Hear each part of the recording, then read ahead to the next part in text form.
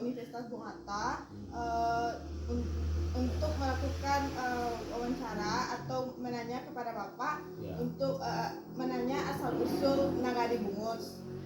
Nah, sebelum itu saya boleh minta identitas Bapak terlebih dahulu. Terima kasih. Wassalamualaikum warahmatullahi wabarakatuh. Waalaikumsalam. Alhamdulillah. Rahmawati ya. Iya, Pak. Mahasiswa Bung Hatta jurusan PGSD. Nah, ini menanyakan identitas lebih dulu ya. Iya, identitas Bapak. Nama Bahrun Tanjung.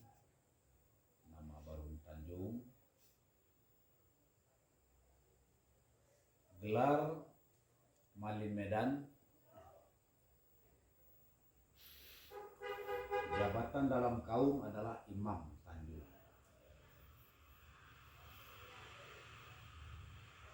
Ya, jadi nama panjangnya adalah Bahrun Tanjung Malim Medan. Buat di sana. Iya, Pak. Malim Medan. Kemudian jabatan di Kerapatan Adat Nagari Bungus. Ya, jabatan di Kerapatan Adat Nagari Bungus adalah Sekretaris Kan Bungus. Ya. Umur Bapak? Umur 58 tahun, alamat Jarwai, Kelurahan Bungus Barat.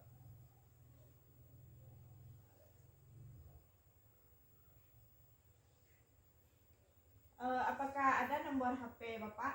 Nomor HP 0812 66 62 9721. Terus apa lagi Tanah? Udah Pak, di sini saya mau nanya asal usul Nagari Bungus. Asal usul Nagari Bungus. Iya, Ya. Asal usul Nagari Bungus ya menurut ya pengalaman ya, pengetahuan kita sebagai orang dari Kerapatan. Pertama, Nagari Bungus ini berasal dari Kampung Dalam Nagari ya, Kampung Dalam Nagari. Yang pertama 7 kampung 1 nagari ya, 7 kampung 1 nagari ya. Yang pertama adalah Kampung Labuan Taro, yang kedua Kampung Jarwai, nan ketiga Kampung Kayaro, nan kampe Koto Gadang, kelima Kampung Pinang, keenam Timbalun, 7 Pasar Laban ya. Jadi Nagari Bungus pada dahulunya adalah terdiri dari 7 kampung. Kampung dahulunya dipimpin oleh kepala kampung. Adalah dipimpin oleh kepala kampung dan wali kampung ya. Nah, sedangkan di setiap kampung tersebut terdiri dari berbagai macam suku. Nah, pertama sekali adalah suku Canagogugu, Tapian Kampung Timbalun. Nah, ya. Jadi Tapian Kampung Timbalun itu adalah suku Caniagogugu. Nah, ya, catat itu. Kemudian suku Jamba, Tapian Kampung Kayaro. Nah, suku Jamba itu Tapian Kampung Kayaro, ya. Suku Tanjung, ya, Koto Caniago Solo dan Caniago Sipanjang, Tapian Kampung Koto Gadang. Nah, ya. Sudah jelas, Tapian Kampung Koto Gadang. Keempat, suku Caniagogugu dan Jamba. Nah, ini gabung nih. Suku Caniagogugu dan Jamba, Tapian Kampung Pasar Laban. Nah, ya, Kampung Pasar Laban di sana. Kemudian yang kelima, suku Melayu, Tapian ya Kampung Pinang. Kampung Pinang itu Tapian itu suku Melayu. Kemudian yang keenam, suku Canago Mandaliko. Nah, Tapian Kampung Jarwai. Catat itu jelas, sudah jelas ya. Kemudian yang ketujuh, suku Canago Jarwai, Tapian Kampung Labuang Taro. Nah, jadi di Labuang Taro itu adalah tapiannya suku Caniago Jarwai. Nah, karena yang pesako banyak di sana adalah Caniago Jarwai. Nah, ya. Kemudian era pembangunannya. Nah, kita masuk kepada pembangunan lah ya. Nah, pada tahun 1980 ya, kampung ditukar namanya menjadi kelurahan. Nah, kampung yang 7 tadi itu, ada 7 ya. Kampung yang 7 tadi itu ditukar namanya menjadi kelurahan di tahun 1980. Nah, ya. 1. Satu Kelurahan Labuan Taro, kedua Kelurahan Jaruai, ini diganti namanya nih, dan catat tahunnya, tahun 80. Yang ketiga Kelurahan Kayuaro, 4 Kelurahan Koto Gadang, 5 Kelurahan Kampung Pinang, 6 Kelurahan Timbalun, ke-7 Kelurahan Pasar Laban. Nah, jelas ya? Nanti jangan lupa-lupa nantinya sejarah Nagari Bungusnya. B. Sekarang di Kerapatan Adat Nagari Bungus kan masih dipelihara nama Nagari Bungus. Jadi Kerapatan Adat itu masih memelihara Nagari Bungus walaupun dia sudah berubah menjadi kelurahan. Kan tetap mempertahankan Nagari Bungus. Nah, ya. Tetap dipertahankan Nagari Bungus. Ya. Dan dari segi kepemerintahan disebut dengan Kecamatan Bungus Teluk Kabung. Nah, kita dari sini aja mulai ya. Karena dulu waktu kampung sebelum jadi kelurahan, Nagari Bungus ini termasuk Kecamatan Bungus Teluk Kabung. Ya, sebelum tahun 80. Nah, supaya jelas ya.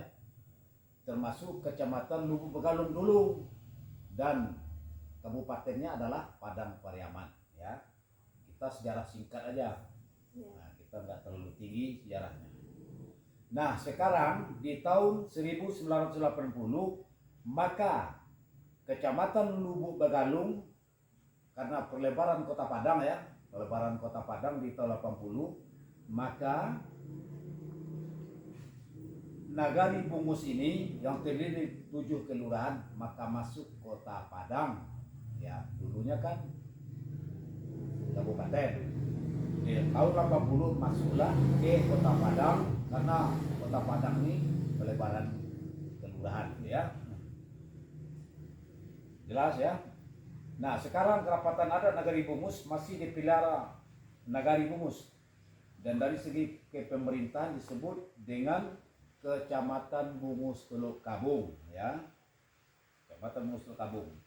Karena terdapat 2 kenegarian Bungus dan Teluk Kabung. Ya, Nagari Bungus dan Teluk Kabung. Nah, kita khusus Bungus saja. Ya, kita tidak bicarakan Teluk Kabung. Batas Nagari Bungus. Nah, karena kita membicarakan Nagari Bungus, maka kita sebutlah batasnya. Catat, sebelah utara berbatasan dengan Nagari Nan 20. Ya. Sebelah selatan berbatasan dengan Nagari Teluk Kabung. Sebelah barat berbatasan dengan Lautan Samudra India. Sebelah timur berbatasan dengan Lubuk Pilangan. Peran penduduk berdasarkan suku atau kaum. Nah, ini masalah suku lagi nih. Berawal dari sebuah perkampungan. Ya, suku sudah semakin padat, maka sebagian dari keluarga, suku atau kaum mencari tanah yang kosong dan untuk ladang, untuk persawahan dan untuk pemukiman penduduk. Nah, karena udah banyak juga ini, ya. Mereka mulai membuka lahan bersama dengan membuat gubuk atau rumah sederhana untuk tempat tinggal, ya. Akhirnya menjadi sebuah perkampungan. Nah, yang baru dari pertumbuhan kampung itu terjadilah sebuah koto, perhimpunan koto menjadilah sebuah nagari. Nagari apa ya? Satu Nagari Bungus. Nah, Nagari Bungus ini pertamanya adalah Batarata Mako Bakota. Batarata dulu, kemudian Bakoto Mako Bakampung. Nah, Bakampung Mako Banagari. Jadi Nagari Bungus ini asalnya adalah Batarata dulu, Batarata Mako Bakoto. Pasal ya. Bakoto Mako Bakampung, Bakampung baru Banagari. Maka disebutlah Nagari Bungus. Nah, sama ngulangu sih, salah malah mau. Nah, tuh kan? Nah, Mako Bakoto, Bakoto Mako Bakampung jadilah sebuah nagari tempat penyebaran suku atau kaum dalam masyarakat itu sendiri. Nah, maka disinilah terdirilah sejarah Kubung Tigo Baleh namanya. Apa itu sejarah Kubung Tigo Baleh? Di dalam sejarah Minangkabau, daerah Solo, ya, disebut juga Kubung Tigo Baleh. Merupakan dari sisi Padang Luar, Koto, dan daerah pesisir selatan itu terbukti dari urean di bawah Asa Solo Dua Selayo, Bapadang, Bayi Yaji, Pau 5, Pau 9, Lubuk Bagaluang. 20 dan 20 ya kan. Dari berapa pendapat dikumpulkan, perolehlah sebagai berikut. Dari hasil penelitian tersebut, di tahun 1964 ya, diperoleh penjelasan bahwa Kubong Tiga Baleh ucapannya penghulu 263 datar dalam memutuskan kelompok yang berselisih paham, sehingganya diusir berjumlah 13 orang Rusi dulu ya. Kata Iko buang sehingga jumlah orang Tiga Baleh menjadi Kubong Tiga Baleh ke 13 orang itu akhirnya sampai ke daerah Solo sekarang. Naskah carian asal Solo dan asal Sapei Datuk Panduto Basa di Lubuk Sikara, Solo menjelaskan bahwa nama Kubong Tiga Baleh berasal dari 3 orang daerah Kubong di Agam daerah Solo. 13 diantaranya, 60 orang lainnya meneruskan perjalanan ke jalan panjang. Tercatat dalam naskah itu, nama ke-13 yang menetapkan sekitar Solo Salawi itu yaitu yang di Pertuan Koto Sungai Buloh, Nik Labiang, Bagindo Latu, Rancah Tamburung, Murai Batu, Rajo Kubong, yang di Pertuan Padang Galungi, Latak Kubong di Selayo, Nik Kubong di Kota Baru, Nik Datolojong Kota Tinggi, Rajo Jihin Talang, Pula Muros Samiro di Talang, Bagajabiang di Kanai. Ketika pada orang itulah yang menjadi asa nama Kubong Tiga Baleh. Dan Basamu mendirikan negari-negari yang ada di Solo Selayo. Sedangkan Selayo sendiri namanya Kubong Tiga Baleh. Dari aku Kubong Tiga Baleh yaitu ke-13. Orang ini buang dua tanah datar karena menentang kekuasaan Raja Pagaruyung, dan mereka lah yang mendirikan daerah Ayam ini Tiga Baleh. Kemudian kita ringkas saja penyampaiannya. Berdasarkan Perda nomor 5 2000, Kelurahan dan Kayawaro menjadi kedua bungus sudah disebut. Ini nampak betul. Jadi maka itulah terdirinya Nagari Bungus. Sekalipun sampai sekarang sudah menjadi kelurahan dan pindah kepada Kota Padang dari Kabupaten Padang Pariaman, tapi Nenek Mama Nagari Bungus sepakat untuk mempertahankan Nagari Bungus, ya. Karena nagari tidak bisa kita hilangkan, karena adat di Nagari Bungus ini masih kental, ya, itu untuk diketahui. Karena tanpa nagari adat tidak akan jalan, ya. Karena di kota itu nggak ada itu. Adat tuh kurang jalan di sana, makanya nagari dipertahankan oleh tokoh masyarakat dan nenek mama. Apa itu Masjid Raya Bungus? Ya, Masjid Raya Bungus, Nagari Bungus adalah masjid yang tertua di Nagari Bungus. Ya, Masjid Raya Bungus diperkirakan mulai dibangun sekira tahun 1918, ya. Tahun 1918. Nah, itu kira-kira dibangun itu. Dibangun adalah di tengah-tengah Nagari Bungus. Kenapa dia di tengah-tengah Nagari Bungus? Supaya setiap penjuru bisa berjamaah ke sana, bisa salat berjamaah, terutama sekali adalah salat Jumat. Maka didirikanlah Masjid Raya Bungus itu di tengah-tengah Nagari Bungus, tapeknya di Jorong Koto Kadang. Nah, ya, untuk diketahui. Ya, sedangkan masjid itu didirikan di tanah wakaf, ya, diwakafkan oleh kaum Sawi Malin Putih, ya, Sawi Malin Putih itu, dari suku Caniago Gubuk. Sedangkan batas padannya adalah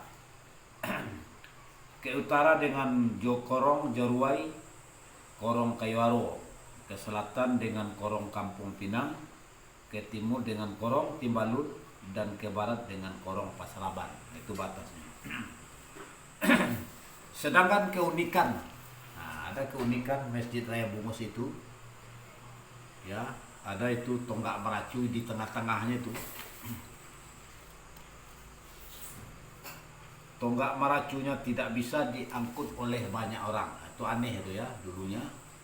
Maka diangkut dah oleh salah seorang kiai, salah seorang ulama, ya, yang khalil, yang bernama Tuanku Kunun. Asal beliau dari Pincuran 7, suku Jamba, Kelar Malin Malelo.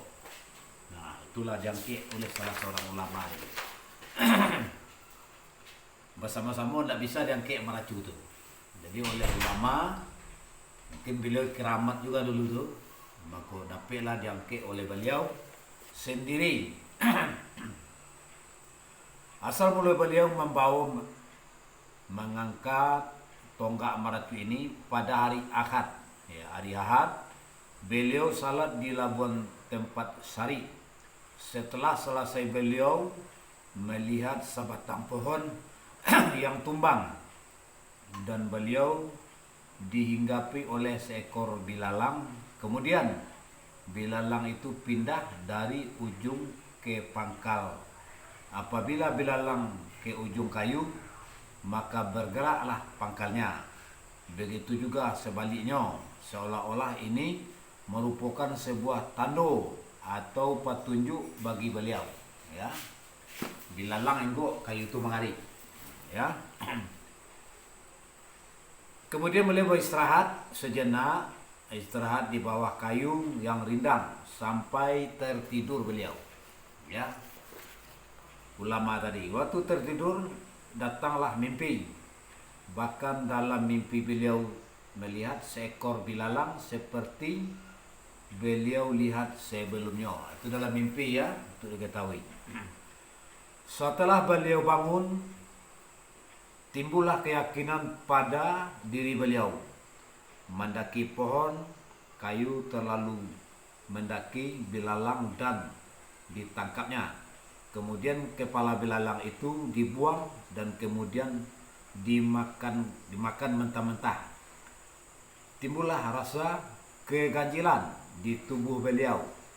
Nah, dimakan belalang tadi itu oleh beliau, maka timbullah keganjilan. Sesudah sholat asar beliau bermohon pada Yang Maha Kuasa serta kebesaran Allah, aulia-aulia Allah dan tempat berkeliling, sembari menyerahkan lantang kepada Ilahi, terus berdiri di dekat pohon yang tumbang itu, diangkat dan disandang menuju arah Masjid Raya Nagari Bungoy. Di tengah perjalanan, orang-orang terheran-heran. Nampaknya seperti banyak orang yang mengangkat batang kayu tersebut. Ya, beliau mengangkat seorang, jadi orang mencari seolah-olah banyak nama angkat kayu tersebut, ya. Pada hari Senin dilaksanakan goro, membuang kecambah-kecambah ranting dan dahan-dahannya, sekaligus diambil ukuran berapa dibutuhkan untuk tonggak meracu. Rencana akan didirikan pada hari Jumat. Tentu dibutuhkan sebuah sandi. Pada hari Kamisnya beliau salat di tempat semula di Batu Hampa Putih. Zuhur, asar dan maghrib. Setelah selesai salat maghrib, lalu berdiri, lalu kain samping diselempangkan di bahu beliau sambil berkata-kata, kalau memang batu ini jadi sandi tonggak meracu Nagari Bungus. Kemudian berjalanlah beliau diiringi dan batu itu bergerak-gerak mengikuti langkah beliau sampai ke Masjid Raya ini. Dalam sekejap mata batu itu menghilang. Ternyata sudah berada di tempat kasandi tonggak meracu. Nah, kemudian beradu di sini dalam sekejap, kan aneh itu, ya. bisa diartikan tonggak dan batu ini termasuk kiramat. Bahkan sampai sekarang ini masih keramat. Itulah muasal tempat perletakan tonggak meracu Masjid Raya Bungus. Kondisi bangunan Masjid Raya saat ini alhamdulillah sudah agak sesuai dengan selera jemaah. Jadi meracu itu sampai sekarang masih dipakai. Nah, demikianlah secara. Baiklah Pak, hanya itu yang bisa saya tanyakan kepada Bapak. Ya. Sekian, terima kasih. Wassalamualaikum warahmatullahi wabarakatuh. Ya baik, mahasiswa ya, Rahmawati, semoga penjelasan Bapak ini mendapatkan ridho dari Allah Subhanahu wa taala dan menjadi pedoman untuk melanjutkan mata kuliah saudara untuk masa-masa yang akan datang. Terima kasih. Wassalamualaikum warahmatullahi wabarakatuh.